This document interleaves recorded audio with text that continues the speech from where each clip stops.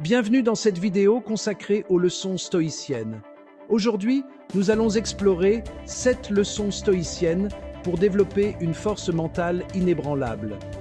Dans un monde en perpétuelle mutation, une chose reste essentielle, la force mentale. C'est cette capacité à rester droit dans la tempête, à surmonter les obstacles et à continuer d'avancer, même lorsque les choses se corsent. Les stoïciens, ces philosophes de la Grèce antique, avaient compris cela il y a des siècles. Ils ont développé un ensemble de principes et de pratiques pour cultiver la force intérieure et la résilience face aux aléas de la vie. Dans cette vidéo, nous allons explorer 7 de ces leçons stoïciennes qui peuvent vous aider à développer une force mentale à toute épreuve, vous permettant d'affronter les tempêtes de la vie avec courage et lucidité. Préparez-vous pour un voyage transformateur qui vous donnera les clés pour non seulement survivre, mais aussi prospérer, quelles que soient les circonstances. N'oubliez pas de vous abonner pour ne rien manquer. Leçon numéro 1. La perception. Prenez le contrôle de vos pensées. Imaginez un instant que vous êtes un gladiateur entrant dans l'arène. La foule est en délire, le soleil brille sur votre armure et vous faites face à votre adversaire. Qu'est-ce qui déterminera votre victoire ou votre défaite dans cette situation? Est-ce la taille de votre adversaire, sa force brute, ou est-ce quelque chose de plus profond, de plus subtil? Les stoïciens étaient convaincus que notre perception des événements, et non les événements eux-mêmes, façonnent notre réalité.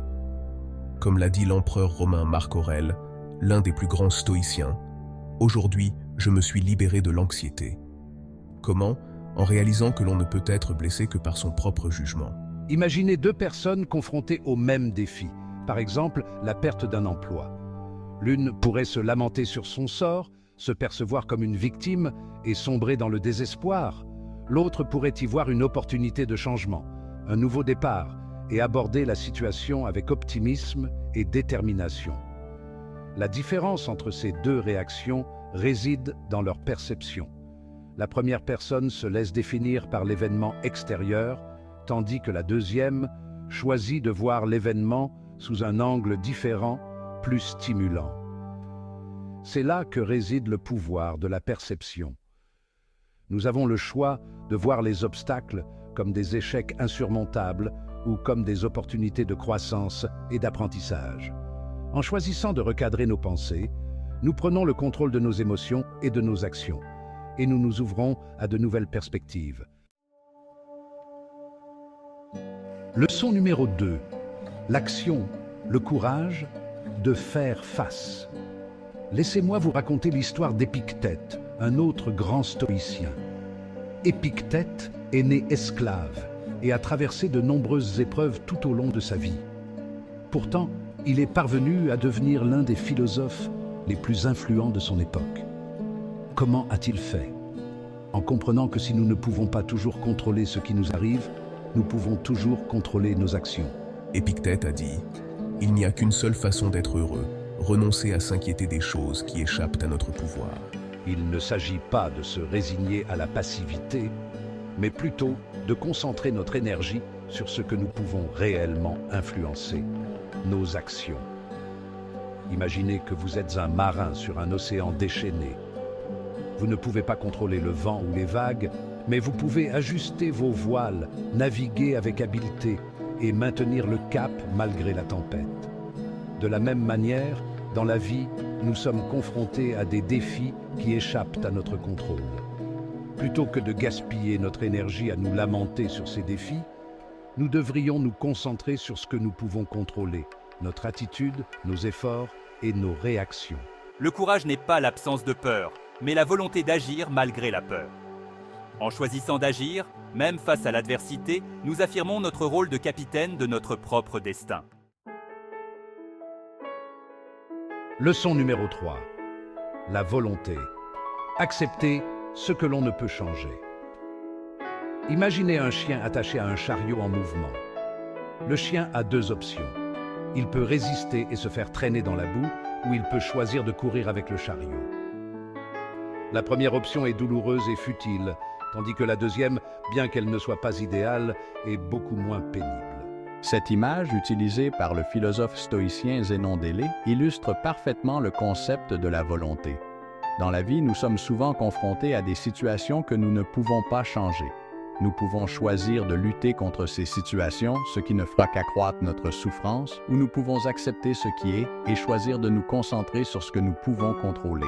Cela ne signifie pas que nous devons nous résigner à l'injustice ou à la souffrance. Au contraire, accepter ce que nous ne pouvons pas changer nous permet de libérer notre énergie et de la concentrer sur ce que nous pouvons réellement influencer. Prenons l'exemple d'une maladie grave. Nous ne pouvons pas toujours contrôler l'évolution de la maladie, mais nous pouvons choisir comment nous y réagissons. Nous pouvons choisir de nous concentrer sur la douleur et la souffrance, ou nous pouvons choisir de chérir chaque instant précieux, de renforcer nos liens avec nos proches et de trouver un sens et un but à notre expérience. Accepter ce que nous ne pouvons pas changer ne signifie pas abandonner. Cela signifie choisir la sagesse plutôt que la résistance futile, la sérénité plutôt que la souffrance inutile. Chapitre 4. Leçon numéro 4. La discipline, forgez votre esprit. Imaginez un forgeron martelant un morceau de métal incandescent. Chaque coup de marteau le façonne, le renforce et le rapproche de sa forme finale.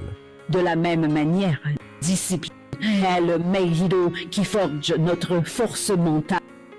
Les stoïciens croyaient fermement en la pratique quotidienne de la discipline. Ils savaient que la force mentale, comme la force physique, nécessite un entraînement constant. Ils s'engageaient dans des exercices physiques rigoureux, pratiquaient le jeûne intermittent et s'exposaient volontairement au froid et à l'inconfort. Pourquoi ?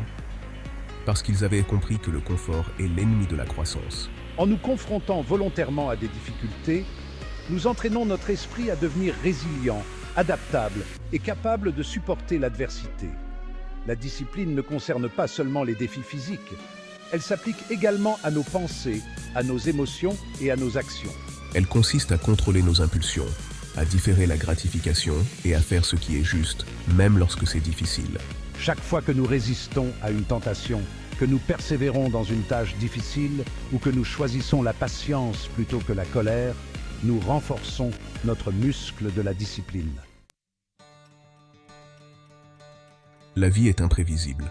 Comme le disait Sénèque, un autre grand stoïcien, nous sommes tous embarqués dans le même bateau, voguant sur la même mer de la vie.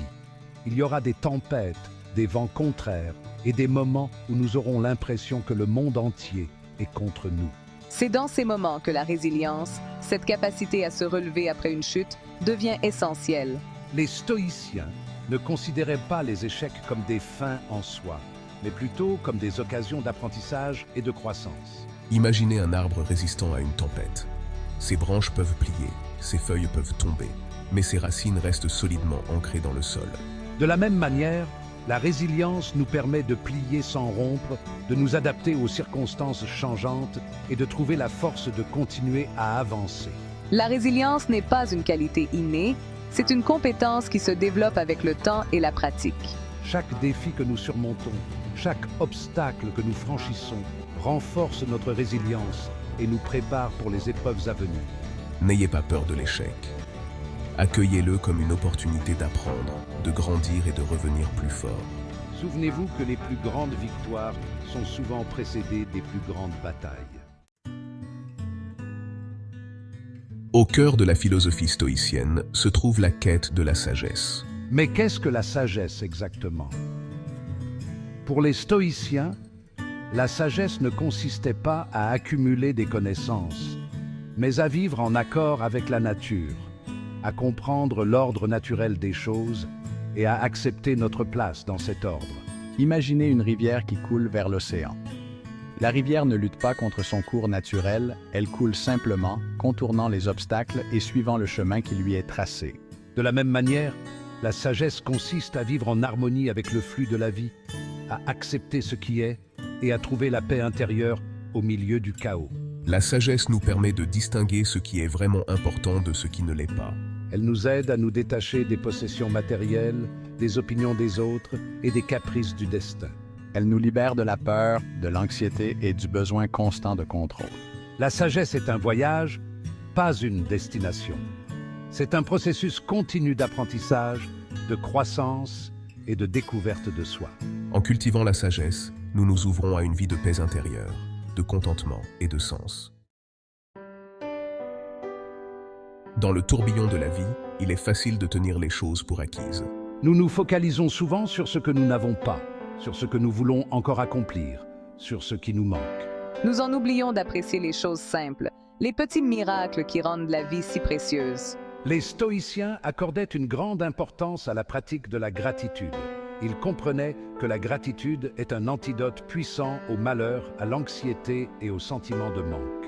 Imaginez que vous vous réveillez un matin et que vous puissiez voir le soleil se lever, entendre le chant des oiseaux et sentir l'air frais sur votre visage. Ce sont des cadeaux, des bénédictions que nous tenons souvent pour acquises. En prenant le temps d'apprécier ces petites choses, nous ouvrons nos cœurs à la joie, au contentement et à un sentiment de paix profonde. La gratitude nous rappelle que même dans les moments difficiles, il y a toujours quelque chose pour lequel être reconnaissant. Pratiquez la gratitude chaque jour. Prenez quelques instants pour réfléchir à toutes les bonnes choses de votre vie, votre santé, votre famille, vos amis, votre maison, votre nourriture, votre liberté. Remerciez pour ces dons et laissez la gratitude emplir votre cœur. Voilà, 7 leçons stoïciennes pour vous aider à développer une force mentale à toute épreuve. Rappelez-vous que la force mentale n'est pas réservée à une élite. C'est une aptitude que nous pouvons tous cultiver avec de la pratique et de la persévérance. Mettez en pratique ces leçons dans votre vie de tous les jours. Relevez les défis avec courage. Acceptez ce que vous ne pouvez pas changer et concentrez-vous sur ce que vous pouvez contrôler. Cultivez la discipline, la résilience, la sagesse et la gratitude. Si vous avez aimé cette vidéo, je vous invite à regarder notre vidéo sur comment appliquer le stoïcisme au quotidien. Et surtout, n'oubliez pas de vous abonner.